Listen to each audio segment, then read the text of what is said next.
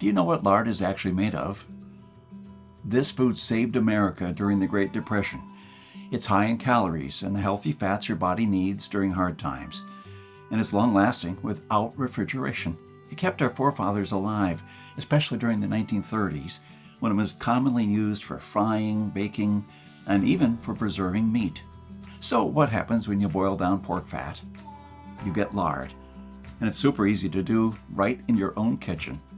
Here's how.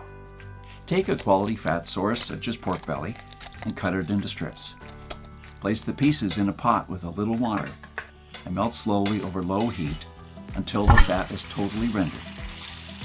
Strain it through a sieve and pour the melted fat into an empty glass jar. To use it for preserving meat, simply submerge cooked meat in a jar of lard. The fat will prevent it from spoiling and also make it taste even better. Many people think lard is unhealthy, but it's actually lower in saturated fat than butter.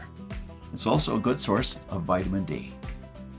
We no longer know how to live without refrigerators, without cars, without phones, or without supermarkets. What will you do tomorrow if you simply are unable to buy things? I sometimes even think we're kidding ourselves. With our bug-out bags and with our 3-day food rations, wouldn't we be better off looking at what the pioneers took with them when they traveled from Independence, Missouri all the way to Oregon City? Game meat was unreliable even then. So don't think that they made this 5-month journey counting only on that. If your life depended on this, what bug-out bag would you take with you? I know I would stick with what the pioneer had with him. He had to travel weeks on end without much help while taking cover from some native tribes at the same time. And this is just a small, tiny example. I don't want to see our forefathers' knowledge disappear into the darkness of time. If you care for your family and what America stands for, then neither should you. I wanted to unearth and learn the forgotten ways of our great-grandparents. So I came up with this great idea to edit all my manuscripts to turn all this lost knowledge into one of the greatest books of this century, The Lost Ways, saving our forefathers' skills. By knowing the ways of our forefathers, believe it or not, you're covered for anything. You'll never have to spend money on any prepping material again. Forget about unreliable and expensive modern survival equipment. Why even bother reinventing the wheel when these things have been working right for centuries? The Lost Ways prepares you to deal with worst-case scenarios with a minimum amount of resources, just like our forefathers lived their lives, totally independent from electricity, cars, and modern technology whatsoever. You'll have the power to protect and save your family, even to rebuild your community during the worst of times. Click on the button below and secure your copy. Well, this presentation is still running. Don't let this knowledge disappear into the darkness of time, because in the next crisis, when death will stare you in the eye, this is the only time-tested life vest that you and your family can hang on to. We're not used to thinking about what to eat or how to procure food for our children. Again, don't take anything for granted because we're living in good times now. Our grandfathers and great-grandfathers were the last generation to practice the basic things that we call survival skills now. Our grandparents didn't pass these skills on to us in our bloodstream, and neither will you to your children or your nieces and nephews. Take advantage of this presentation